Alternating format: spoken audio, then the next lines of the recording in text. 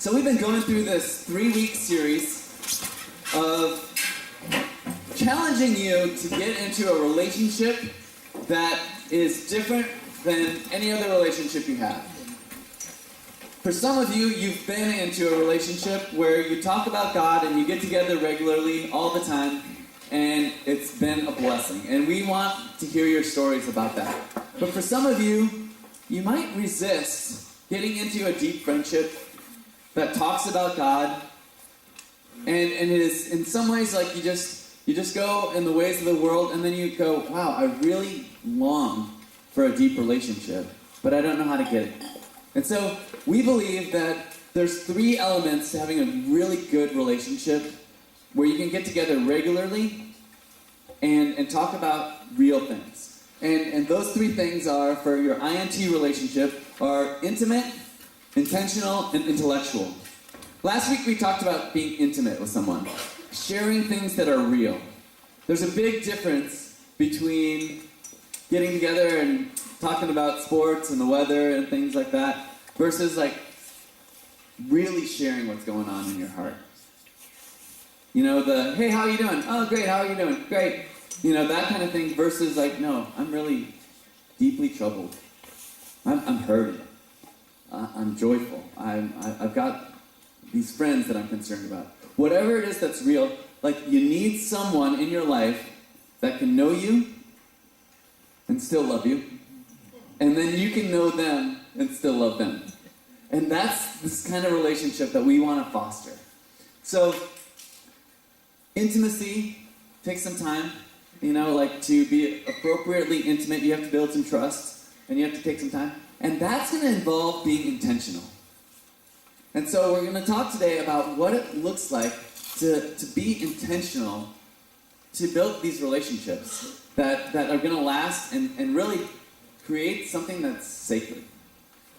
So in order to do that, we're going to look at some Old Testament passages. And so there's this really great friendship that is in the Old Testament between David and Jonathan. And so I'm going to ask Ryan to come up and preach to us a little bit about this awesome relationship. Give it up for Ryan.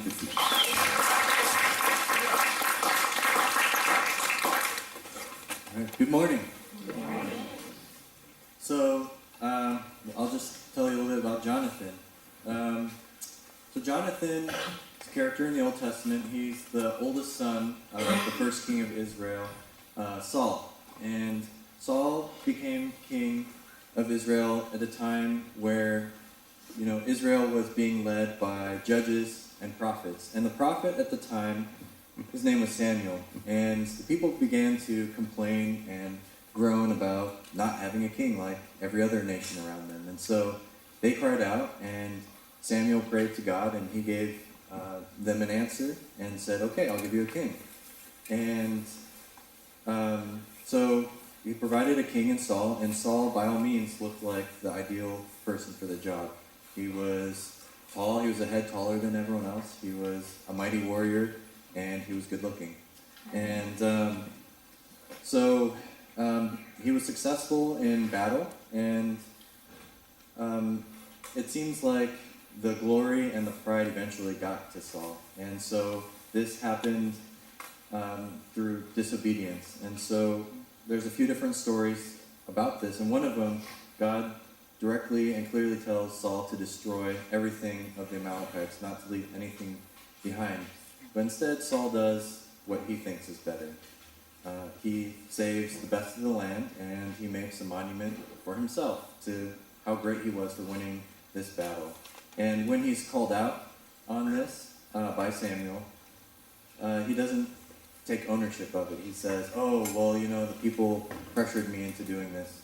And then he also tries to make himself look good by saying, oh, I was going to, you know, take all these good things and make a sacrifice to God. But he was disobedient. And so because of his disobedience and rejecting God's commands, God rejects Saul as king. So because of this, Samuel anoints David as king while Saul is still ruling. And as Chad talked about last week, David slays the giant Goliath, and they're rescued from the Philistines. And Saul honors David for this mighty deed, and at the same time, he becomes extremely jealous of him. And at the same time, Jonathan, remember he's the oldest son of Saul, becomes best friends with David. It's described as their souls were stitched together, or Jonathan became one in spirit with David. And Jonathan loved David as he loved himself, and because of that, he made a covenant with him. But Saul's jealousy of David grew more and more, and he actually made attempts to kill David. And Jonathan attempted to intervene on David's behalf because of the covenant he had made with him. And but Saul, and so he convinces his dad to take an oath to not try and kill David, but he doesn't keep that oath. And so he makes several attempts, and Jonathan again intervenes, trying to hide David from him. And when Saul finds out, he curses Jonathan and his mother, saying, "You are the son of a perverse and rebellious woman, and you're bringing shame to me and yourself." And he said, as long as David is alive, you don't stand a chance to inherit the throne and establish your kingdom on earth. And so he actually tries to kill his son Jonathan. He's so angry.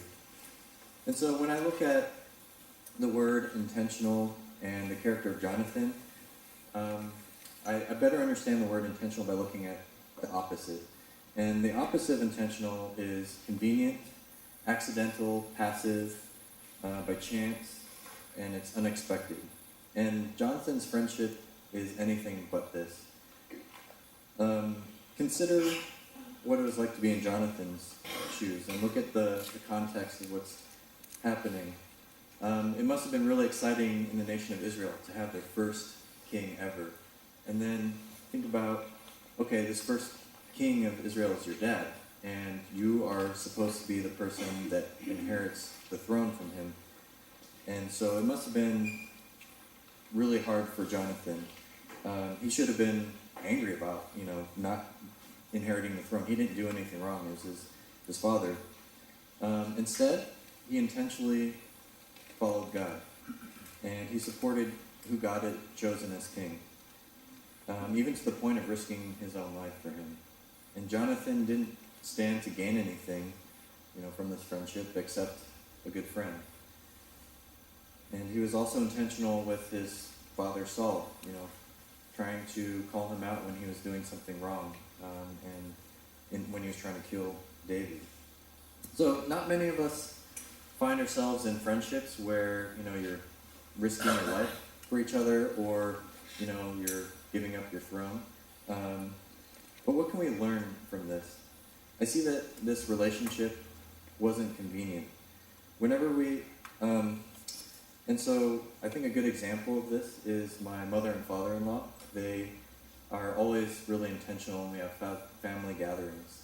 Whenever we get together, it's just easy to just kind of hang out and be casual and, laugh, play games, tell stories, and not really pursue going deeper. But they don't accept that. They make a special effort to set aside time to pray with each other, share what's going on, areas that we need to grow in, and they admit that it's not easy to do this. It's kind of uncomfortable, and sometimes family members, myself included, we kind of groan like, "Oh, not this again," because it's awkward, but for them it would be more convenient to skip it, but they recognize the need to go deeper, and so we always make sure to pray with each other and share our struggles. And so this kind of goes hand in hand with what Chad was talking about last week. To have meaningful, intimate relationships, we have to be intentional about it. We have to be purposeful, and we have to share our weaknesses, our sins, and our doubts, so that we know how to pray for each other, which is pretty awkward. And if we don't do this intentionally, we're probably going to avoid it. So I want to tell another story from Bob Goff, who is the author of a book called Love Does. He tells a story about his 3 children. Right after 9/11, they were kind of struggling to explain what happened and why it happened. And so he just asked them, if you had all the world's leaders in front of you, what would you want to ask them? What would you want to ask them to help them better understand, how they have hope, and how do they understand what's going on in the world around them? So his first child answered, I think I would like to have them all over for a sleepover. He thought that if they could play together, they'd have a better understanding as they become friends. The second child said, I'd want to know what they hope for. And the third asked if the leaders couldn't come over to our home for a sleepover, could we go to their home and hang out with them? And so the parents, they compiled all this into a letter, and they mailed out hundreds of letters to all the world's presidents, prime ministers, and dictators. And, at first they received a lot of no's. But then after time, responses started to trickle in, and they were invited to meet with them, those presidents and officials. And so the parents decided, hey, let's do this. And so they pulled them out of school, and they took them to those leaders' home countries. And at first, the meetings were very official and formal, but after some time, the leaders started to notice that the kids didn't really have any agenda. They were just there to make friends and to be who they are.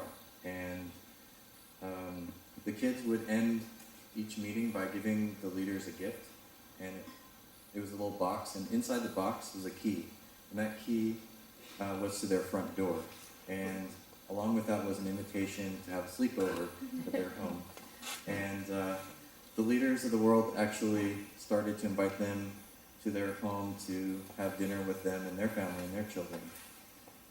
And actually, some of the leaders took the kids up on their offer to have a sleepover at their home, which is pretty cool. So I think there's something that we can learn from these children. They took a big risk by sending out all of these invitations. It's pretty bold, as a kid to write to a world leader, and they were rejected many times. But children have a certain understanding that we lose as we get older and become adults. They're comfortable just saying to someone that they want to be friends with, hey, will you be my friend? But we don't really do that anymore because we've experienced rejection, we've experienced pain, people have hurt us, or we see that people don't have pure motives. And so we become afraid to be vulnerable and intimate with people. And so intentionality requires trust and faith that the other person is not going to hurt you and they're going to be kind in return. In this story, the world leaders were disarmed by the children's authenticity. They saw they had no agenda. They just wanted to be friends. Their only agenda was to be who they were and to know them as people. One leader talked to them about friendship and said, the way you know that someone is your friend is they know what you want before you say anything. And he also said that more than that, a friend doesn't just say things, friends do things. And so I think intentionality is love put into action. Love is more than just a thought or a feeling, it's what we do with it. This means because you care about someone, when they share with you what's going on, their pain, their loss, their grief, their struggles, their sin, you don't just sit there and listen. Out of love, you pray with them, you serve them, you support them, and then you follow up with them to see how they're doing. It's seeking and pursuing a relationship with no agenda except to love them. And there's no intent to gain anything, and you actually risk losing something or being rejected. And because of this, it also means that we call people out when they're in the wrong, just like Jonathan did with Saul. And so in a true, intimate, intentional relationship, this is safe because there is the foundation of trust. That the person is acting out in love and that there is no other motive. So good intentional relationships are actually an overflow of our relationship with God. And they mirror the way that Jesus pursues relationship with us. It's a good thing that God didn't just sit back in heaven and, hope that we understand his love. He actually acted on it and sent his son to us. And in the same way, he calls us to actively love others selflessly.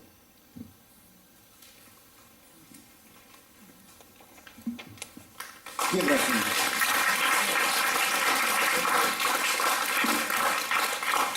I love that image just of that relationship that Jonathan has for David, because the world was definitely saying to Jonathan, hey, Jonathan, don't kind of really think about this guy David. What we need you to do is think about being king. And you might have to get rid of this guy. And yet Jonathan says, no, I hear this voice that God is telling me to love this guy. And so they make this covenant, this relationship that says, hey, we're going to stick together no matter what. And isn't that cool? Isn't that just a great example of what a good friendship is? Because if you can imagine David, he's going through these hard times, and then he has this guy who, of all people, should be his adversary, and he's just loving him. Their souls are stitched together. That's what we want for you. We want every person to have someone in their life that knows them and that you know, and then good things happen from that. There's a big temptation in this world to just do what just comes naturally. Just to go in the ways of the wind and just kind of float down the stream and just get wherever the world takes you. But then there's the way that God wants you to go. And sometimes it's like swimming upstream. The temptation, I love this proverb. It says, Proverbs 14:4, without oxen, a stable stays clean, but you need a strong ox for a large harvest. There's that temptation to not have anything in your barns. Because when you have animals in your barns, there's no chores. Or when you don't have animals in your barns, there's no chores. You don't have to feed them. Yeah, exactly. I just don't like chores anyways, so I try to avoid them at all costs. So, you don't have to clean up after them. You don't have the smell and all of that. But guess what? Nothing gets harvested. The work doesn't get done. The benefits of animals don't get there. So there's that connection where if you want something, you have to kind of work at it. And really the big work of a relationship is really starting it. Sometimes we resist it so much because we're afraid. Or like Ryan said, the rejection, the being hurt before the pain. But God has someone in mind for you that you can share and become closer than a sibling. But it takes some time. So the opposite of just letting things go is really face that opposition head on. I love this story too, which is one of David's bodyguards.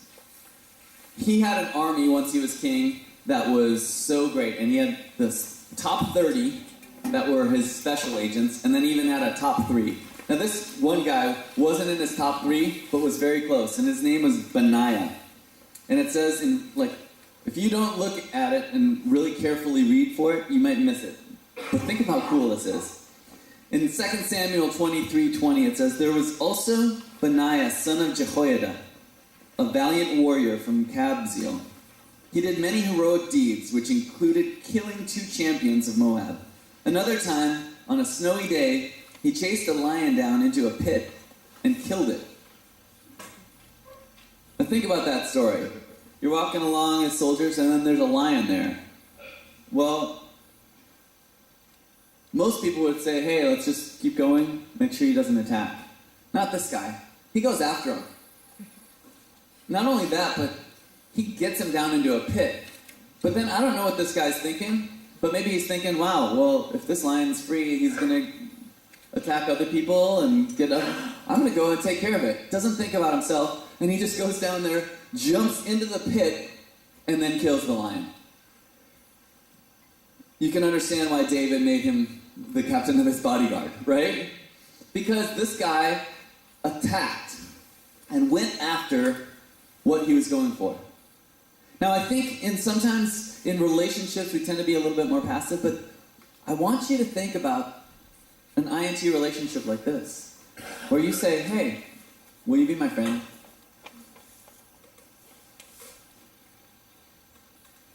But in order to do that, you really have to pray about it.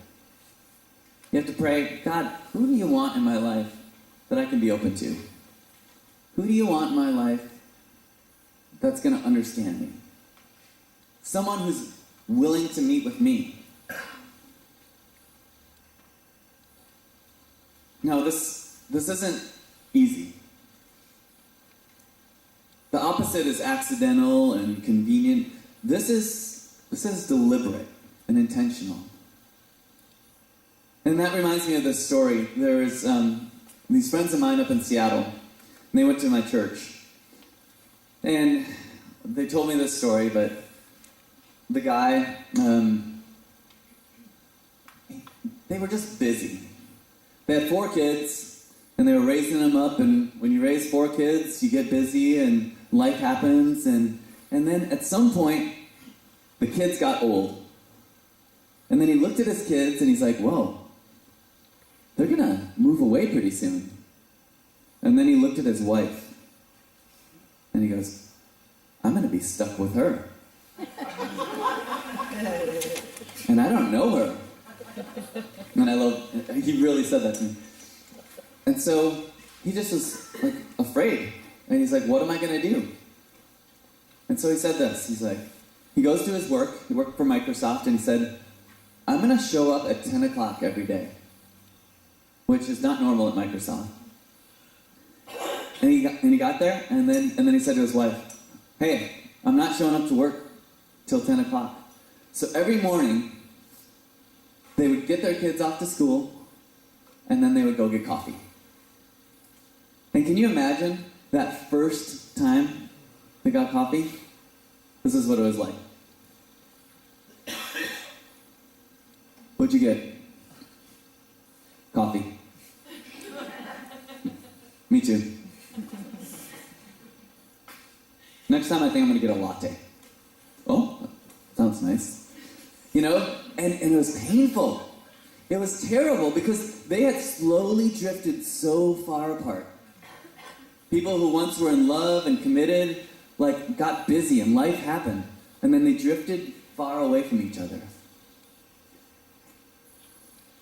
And instead of being intentional during all that time, he decided, now is the time. I'm going to start today. And so he started meeting. And so literally every morning that I would go and get coffee, they were there. And then they eventually told me that story. And I could see them literally change from the start of this relationship, which I don't know when it started before I got there, but it was not too long before, until the end. And they were different. They were laughing. They were together. It was like, whoa, I want a relationship like that. That's what it takes when you're intentional. But in order to get into that kind of relationship, it's got to be sacred. Do you know what that word sacred means? It's like holy. I love words that we use that we can't really explain because God's involved in it. Like holiness, worship, sacred. And 3 elements of sacred that I think are important for this intentional relationship, which is you have to have this sacred commitment to prayer. Pray about it. Ask God to give you that person that you need. And it might look different to you. Some of you might already have it. I know people in this room who've been meeting for years and years and years, and they're blessed by it. Some of you don't have that person, and so you just got to pray. You just say, God, bring that person into my life. And then you might have to make that ask. Hey, want to be my friend? Want to be my INT relationship buddy? It's scary.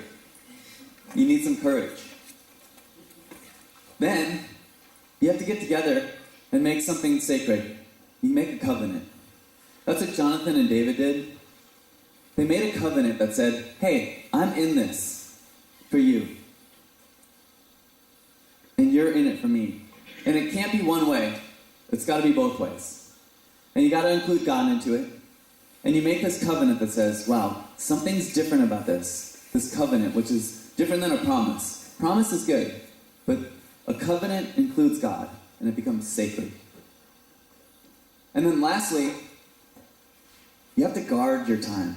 You have to get together at a time that might not be convenient. I know people that get together long before they go to work. 6 a.m., some unfortunate time of the morning. And they do that and they guard that time because we know that the world will so quickly give you excuses. I'm tired. Oh, it's raining. Oh, I got a flat tire. Oh, I didn't set my alarm. All of these excuses. But you have to guard it. Guard that time and make it sacred. And say, this is the time when I'm going to show up because God wants me to. And that other person is going to show up for me too. That's how you get these sacred things. You guard that time, and all of a sudden, you realize that life doesn't kind of slip by without taking that first step. You see, if you just float down the river and just go where it leads you, you're going to catch it. You're going to just come to at some point and go, wow, I don't have any deep friendships. Wow, I'm not really close to God. No, it takes some intentionality, some purposeful openness, this God working in your life to find someone in your life that can connect with you, that you can be real with, you can be intimate with, you can be open with, that can call you on your things and focus you on God. Because that's the thing. Too many times in the church we say, hey, get a mentor, and this mentor like talks down at you. Or I need someone to be accountable for me when I'm sinful. But someone's got to know me. That when I'm sinful and I need to share it with someone, I don't need someone to just condemn me and point me to the scriptures that show me how wrong I am. I know that already. I need someone to love me, to care about me, and to remind me that I'm God's child and the grace of God. Oh, that's powerful, right? And then you realize that the more you can open up to someone and you have that trusted friendship, the more God can work in your life. The more that you can be deep with and like really sharing about the things that are really going on in your heart. But that doesn't happen accidentally. It takes a covenant. It takes a sacred relationship that God has his hand in. Next week we're going to talk about intellectual. This relationship has to be intimate. It has to be intentional and guarded. And then you have to study the Bible together. Don't do this on your own, just on your feelings and just your life experiences. But instead, it's like God's planned this out long before we were ever born. And he has this purpose for us to have deep relationships. And sometimes, I tried to explain this last week, but there's the nuclear bomb, and then there's the close or mid-range, and then there's close range. Like sometimes we have relationships with everyone. And we just, hey, I'm friends with everyone. Hey, I know everyone's name. I have lots of Facebook friends and stuff like that. But you don't really know someone deeply. And so I'm proposing that we have to start leading the way to show people how to have really good, deep relationships. Because when you do have a deep relationship, people are going to go, wow, I wish I had that. But too many times, we're afraid to get into these relationships. We're afraid to ask someone. We're afraid to make that covenant. We're afraid to be intentional about that time. And so we never get there. We never get to that place of deep friendship. Deep relationship. And in a way to lift up God and honor God. That's different from the ways of the world. Instead, it's focused on God.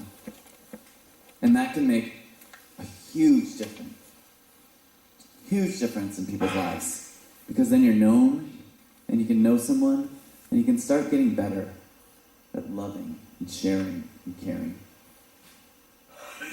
So that's my prayer for you. That sacred relationship that allows us to grow deeper and deeper. Let's pray.